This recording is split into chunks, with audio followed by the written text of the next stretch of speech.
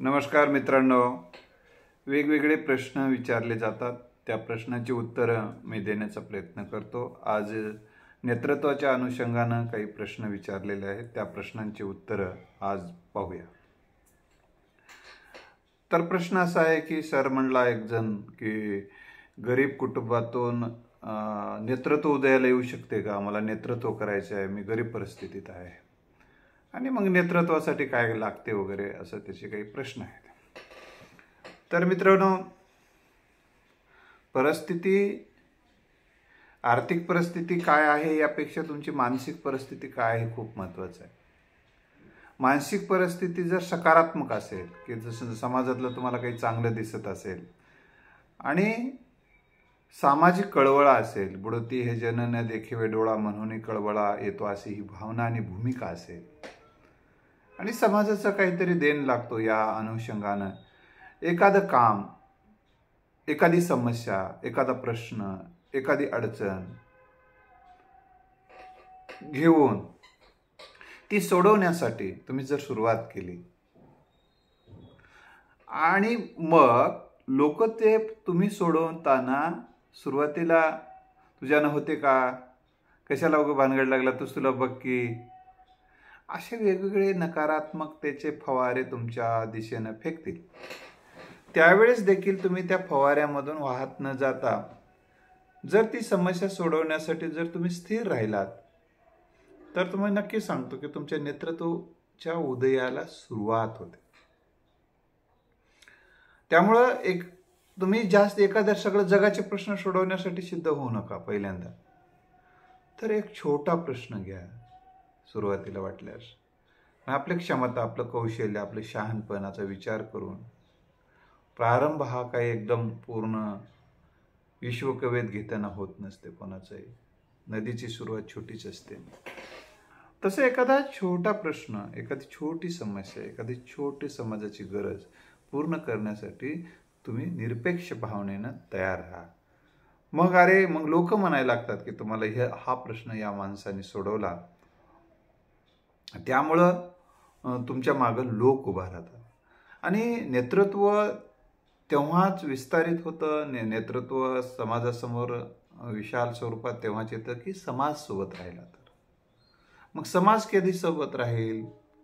तुम्ही समाजाला वेळ दिला तर. समाजाला वेळ देण्यासाठी तुमच्याकडे वेळ पण पाहिजे. तुम्ही जर नोकरी करत असाल, नोकरीमध्येच तुमचा वेळ जात असेल किंवा तुमचा स्वतःचाच एखादा व्यापार असेल, व्यवसाय असेल, त्याच्यातच पूर्ण वेळ जात असेल तुमचा, तर तुम्ही वेळ देऊ शकणार नाही. आणि वेळ देऊ शकत नसेल तर नेतृत्व करायला खूप अडचण येतात. वेळ देणं हे नेतृत्वासाठी अतिशय गरजेचं असते, समाजासाठी वेळ देणं. त्यामुळं वेळ देणं हे आवश्यक आहे.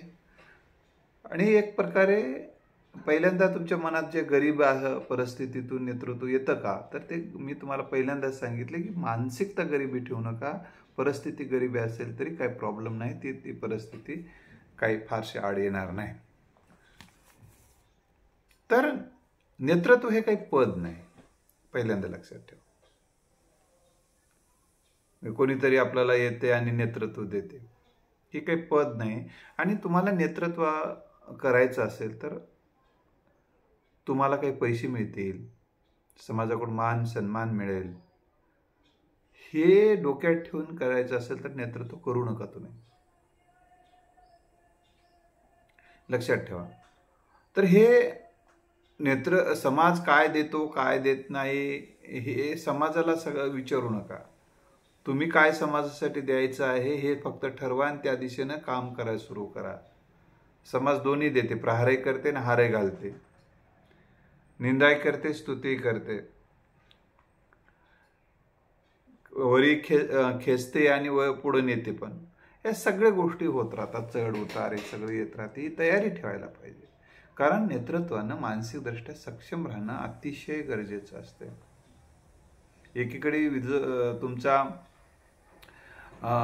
सत्कार सोहळे होताना ते दुसरीकडे तुमच्या विरोधात निषेधाचे सोहळे होतात. याची जाणीव तुम्हाला असली पाहिजे आणि ती तयारी पण पाहिजे. नाही नाही नाही नाही असं का म्हणला, तसा का म्हणला म्हणून तुम्ही जर घरात झोपून पडत असाल तर ते तुम्ही नाही नेतृत्व करू शकत. नेतृत्व हे मानसिकदृष्ट्या खंबीर पाहिजे. आणि हे पहा, कर नाही त्याला डर कशाला. तुम्ही एखाद्या गोष्टीमध्ये मळूनच नसणार आहात आणि राहणारच नाही आहात, तर चुकीचे आरोप, चुकीच्या टीका, चुकीचे दोषारोप हे होत राहणार आहे तुमच्यावर. तुम्हाला जर सामाजिक नेतृत्व करायचं असेल तर गरिबी ही काय आड येणार नाही. उदाहरणार्थ, मी अतिशय ज्वलंत आणि अतिशय मोठं, अतिशय सगळ्यांना माहीत असलेलं एक नाव तुम्हाला मी आता सांगणार आहे. ते मी मनोज जरांगे पाटील. मनोज जरांगे पाटलांनी, तुम्हाला सांगतो की मराठा समाजाचा जो काही प्रश्न अनेक वर्षाचा आहे, तो प्रश्न या अगोदर अनेक नेतृत्वाने तो हाताळलेला आहे.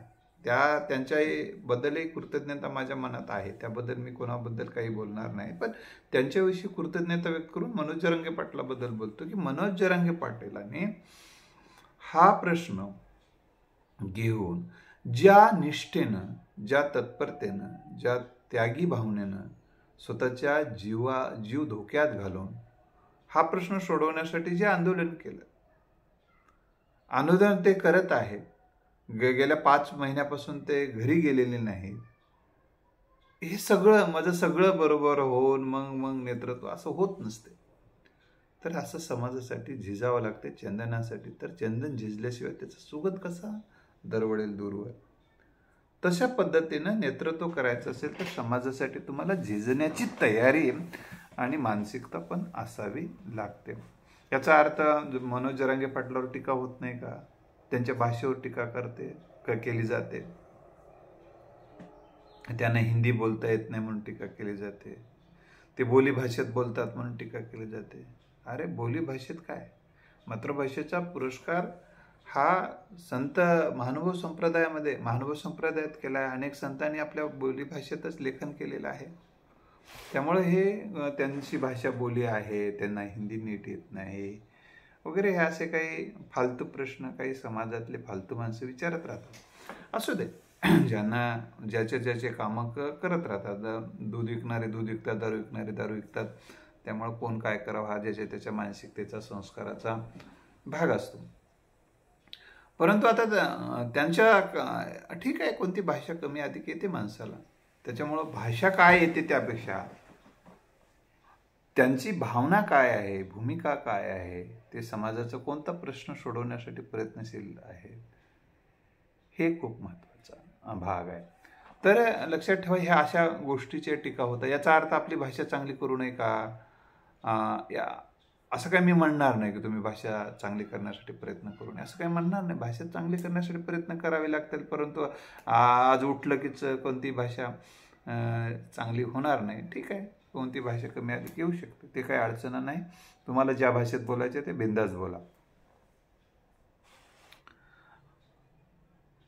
परंतु त्या भाषेमध्ये तुम्हाला लोकशाही मूल्ये तोडवलं जाणार नाही आणि कायद्याचा भंग होणार नाही. व्यक्तीची प्रतिष्ठा कायम राखेल अशी भाषा मात्र नेतृत्वाने वापरली पाहिजे, ही लक्षात ठेवलं पाहिजे. आणि बरं, एखादा चुकीचं बोलत असेल तर त्याला त्याच भाषेमध्ये कधी कधी उत्तर देण्याची तयारी पण असावी लागते. पण ते कायद्याचा भंग होणार नाही याची मात्र आपण काळजी घ्यावी.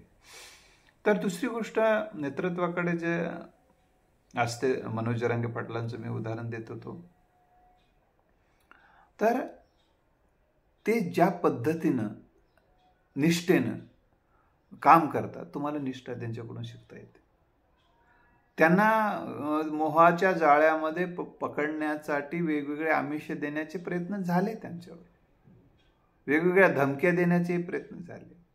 अशा पद्धतीचं वातावरण तयार करण्यात आलं की त्यांना उचलून नेऊन दवाखान्यात टाकण्यात येईल किंवा अटकही करण्यात येईल, अशाही पद्धतीचं वातावरण एक प्रकारे तयार करण्यात आलं.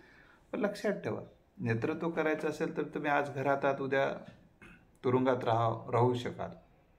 ही पण मानसिकता तयार ठेवल्या पाहिजे. नाही आपण फारच म्हणजे नाही, एकंदरीत व्यवस्थित काही जणांच्या नेतृत्वाची जर स्वप्नवत संकल्पना असेल तर ती काही बरोबर नाही. की तुम्ही एखाद्या गावामध्ये शहरामध्ये चाललात, लाखो लोक थांबलेले आहेत तुमच्या स्वागतासाठी आणि तुरे घेऊन, आणि तिथं तुम्हाला फार मोठं 100 फूट उंच स्टेज केलेलं आहे, तिथं जाऊन तुम्ही बोलणार आहात आणि लोक सगळे टाळ्या वाजवणार आहेत. हे ठीक आहे, एक थोडंसं मनोरंजन ठीक आहे, थोडंसं बरं गुदगुल्या होण्यासाठी ठीक आहे, आणि थोडी मानसिकता तुम्ही जर त्या दिशेनं काम करत असाल तर ठीक आहे. परंतु केवळ दिवा स्वप्न काही उपयोगाचे नसतात, असं कधी होतही नाही. त्यामुळं तुम्हाला लोकांनी हार का घालावे, तुम्हाला लोकांनी सत्कार का करावे, तुम्हाला एवढ्या स्टेजवर नेऊन का उभा करावं, व्हाय, काय कारण आहे सांगा ना. तर तुम्ही त्या समाजाचे प्रश्न सोडवण्यासाठी जर रात्रंदिवस प्रयत्न करत असाल, जीव धोक्यात घालून काम करत असाल, निष्ठेनं काम करत असाल, आणि समाजाला तुमच्या कृतीचा आणि उक्तीचा उपयोग होणार असेल, तर समाज तुमच्यासाठी तयारच आहे, मग कुठलाही समाज असेल. तर हे एक लक्षात ठेवा. त्यामुळं काही घेण्यासाठी जर नेतृत्व करणार असाल तुम्ही, तर ते करू नका. नाही केलं तरी काही नाही, मग व्यापार, उद्योग, व्यवसाय करा, किंवा एखाद्या पक्षाचं पद घ्या, उगम मिरवा, साहेबाचा एक फोटो लावा त्याच्यासोबत, आणि तुम्ही पण राहा, आणि कुठे गेलं की मग जय जय जय करत राहा. हे कार्यकर्त्याचं काम आहे, नेतृत्वाचं काम नाही. तर दुसरी महत्त्वाची गोष्ट म्हणजे तुम्हाला अजून एक त्याचा प्रश्न असा आहे की सर, मग माझ्यासोबत माणसं कोण येतील, मी नेतृत्व करावं म्हणालो, लोक करतील का मला सहकार्य. तू समाजाला सहकार्य करायला सुरुवात कर. महात्मा गांधी यांनी जेव्हा मिठाचा सत्याग्रहाला सुरुवात केली, ते काही ज्यांच्यासोबत बोटावर मोजण्या इतके लोक होते ते सोबत घेऊन निघाले होते. ते तुम्ही चालायला लागा, तुमच्यासोबत लोक यायला सुरुवात करतात. तुमची दिशा योग्य पाहिजे आणि ती समाजहिताची पाहिजे, हे एक डोक्यामध्ये पक्क लक्षात ठेवा. दुसरी गोष्ट, लोक काही किरायाने आणायचे नसतात. हे काय आपण तुम्हाला काय कुठली निवडणूक लढवायची नाही. निवडणूक लढवण्यासाठी किरायाने माणसं आणावे लागतात, त्याला खायला घालून पैसे देऊन. हे आपल्याला तो उद्योग तुम्हाला करायचा नाही. तुम्ही ते तुमच्याकडं पुरवठ्या तुम्ही पडतही नाही, तुमच्याकडे काय भ्रष्टाचाराचा पैसा नाही, काय नाही. त्यामुळे तेवढे पैसे तुम्ही देऊ बी शकत नाही. एका दिवशी तुमच्या खिशातच खडकून असेल तर दुसऱ्याला काय देऊ शकणार आता, आणि देऊ नयेत किती दिवस पुरणार आहे तुमच्याकडून. त्यामुळे हा विचारही करू नका. आणि लोक हजारो यावे ते कशाला विचार करता. लोकांना वाटलं तर येतील ना, येतील लोक. तू तेवढं काळजी कर ना. आजच सुरुवात केली ना उद्याच लोक येतात असं होत नाही, खूप दिवस काम करावं लागतं. मनोज जरांगे पाटलांनी आज 25 वर्षाच्या अगोदर 25 वर्षापासून काम सुरू केलेलं आहे. छोट्या गोष्टी एकदम वेगवेगळ्या माध्यमातून, त्यांच्या शिवबा संघटनेच्या माध्यमातून असेल, किंवा ते काही दिवस पक्षातही काम केलेले आहेत. तर असं काम करत करत राहावं लागतं. आणि आता राहिली परिस्थितीचा विषय तुम्ही सांगितला, तर त्याबद्दल मी सांगतो की मनोज जरांगेच्या पाटलांच्या घरावर सिमेंटचे पत्रे आहेत, साधं घर आहे, परिस्थिती अतिशय प्रतिकूल आहे, तरी तो मनोज जरांगे पाटलाचं नेतृत्व हे आता जागतिक जगामध्ये त्यांची प्रसिद्धी झालेली आहे, भारतात तर झालेलीच आहे. हे लक्षात ठेवा तुम्ही. त्याचबरोबर तुम्हाला समन्वय साधावा लागतो, समाजासाठी स्वतः बोलावं लागतं. समाजच बोलावं, मी गप्प घरी बसून राहावं असं होत नाही. समाजासाठी तुम्ही कनेक्टिव्हिटी राहावं लागते. कधी घ्यायचं कार्यक्रम, काय करायचं, स्वतःहून बोल. मी कसं बोलू, मी का बोलणार नाही, असला अहंकार असेल तर तुम्ही नेतृत्व करू नका. अहंकारी वृत्ती असणाऱ्या माणसाने नेतृत्व करू नये. आणि अहंकारी माणसाच्या नेतृत्वाचे कार्यकाळ आता संपलेले आहे. सरंजामशाही संपली, राज्यशाही संपलेली आहे, आता हुकुमशाही संपलेली आहे. हुकुमशाही, राज्यशाही आणि सरंजामशाही आता संपलेले आहेत. त्यामुळं आता तुम्हाला अहंकारी वृत्ती ठेवणारं नेतृत्व लयाला गेलेलं आहे, आणि यानंतरही जाणार आहे. काय असतील ते 1-2 आजूबाजूला पडलेले. त्यामुळं समाज आता अहंकारी माणसाला स्वीकारायची मानसिकता नाही आहे. अतिशय नम्रतेनं, आता मनोज जरांगे पाटलाला आम्ही अतिशय जवळून बघितलं, आणि त्यामुळे मी तुम्हाला सांगतो की अतिशय नम्र मनुष्य आहे. आणि आज कुठला गर्व नाही, अहंकार नाही, काही नाही. मला असलंच जेवण पाहिजे, तसलंच जेवण पाहिजे, असल्याच महालात झोपतो असं काही नाही.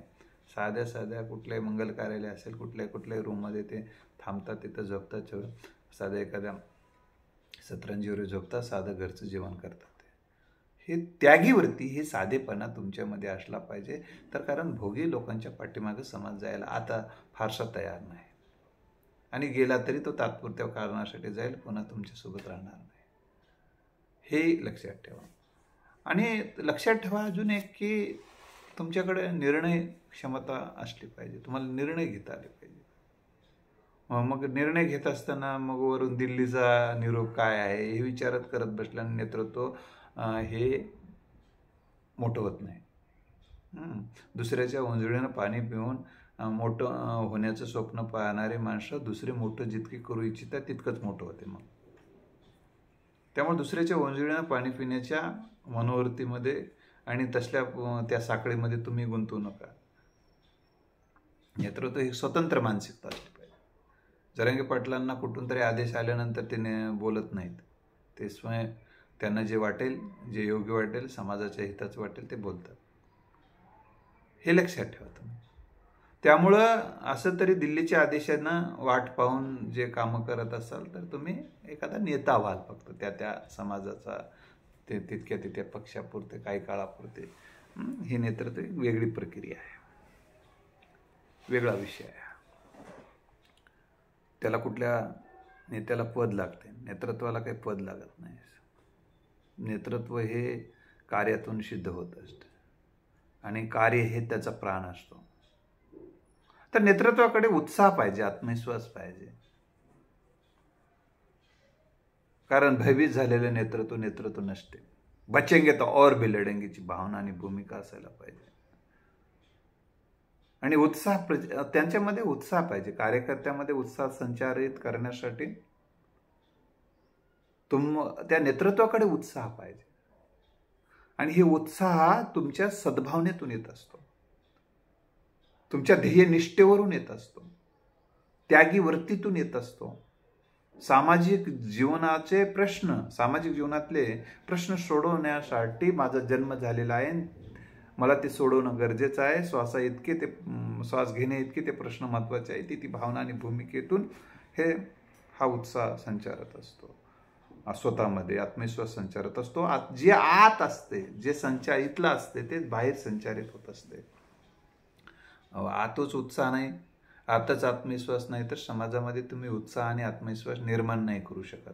मग नेतृत्वाकडे आत्मविश्वास आणि उत्साह असलाच पाहिजे. तर आणि दुसरं, नेतृत्वाकडे जी संघटन कौशल्य अतिशय महत्त्वाचे घटक आहे. तर तुम्हाला माणसं जोडण्याची कला पाहिजे तुमच्या. त्यांना प्रेमाने, प्रेरणा देऊन, प्रोत्साहन देऊन, प्रेरणा तुम्हाला देता आली पाहिजे. कारण एखादं काम एकटाच नाही करू शकत. एखादं काम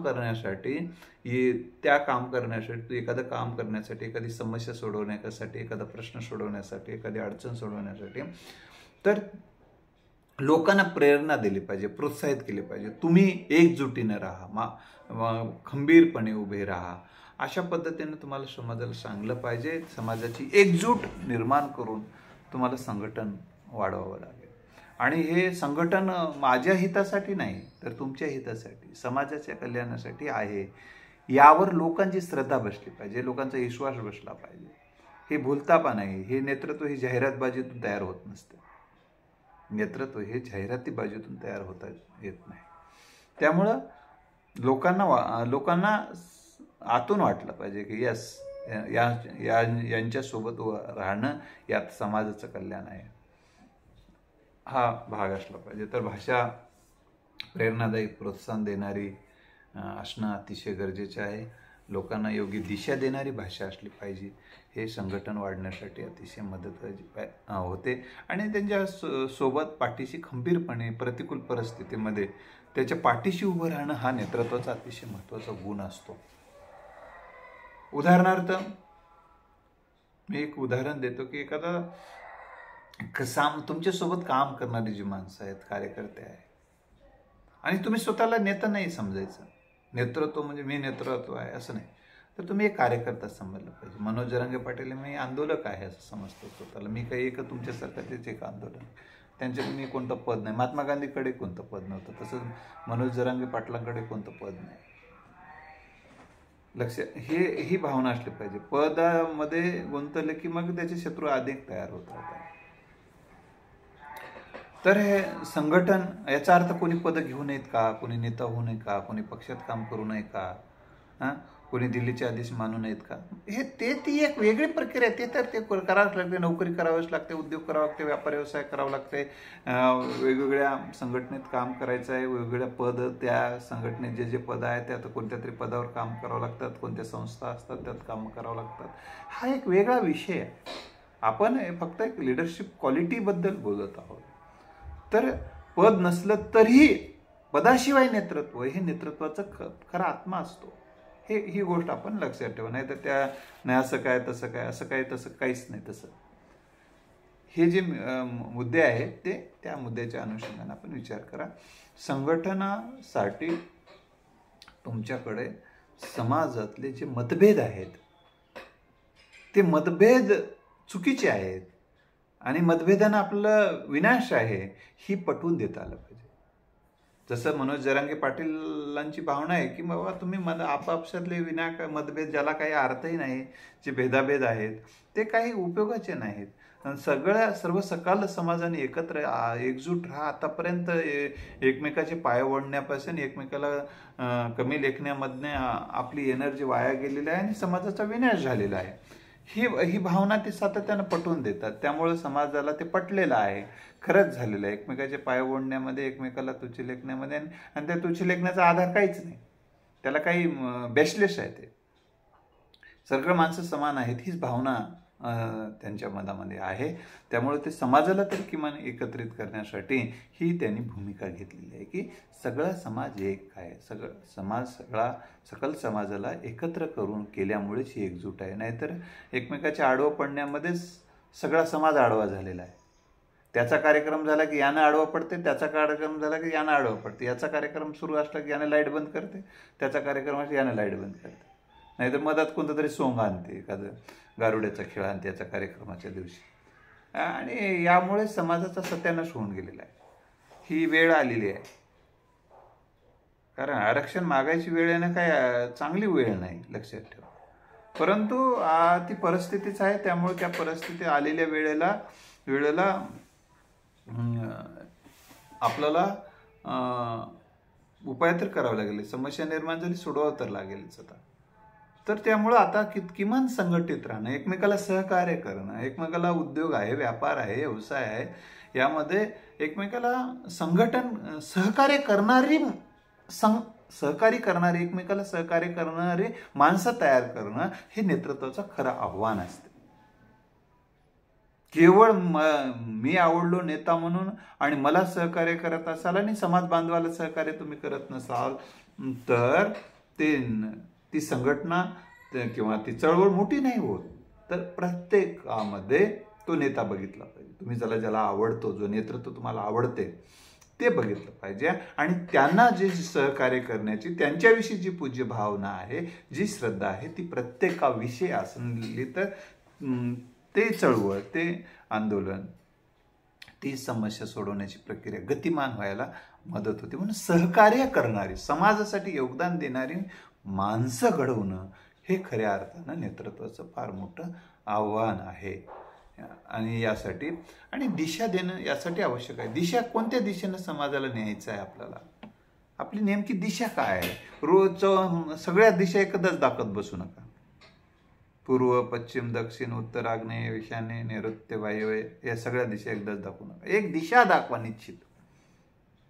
सगळ्या दिशेमध्ये काहीतरी आहेच ना, सगळ्या दिशा.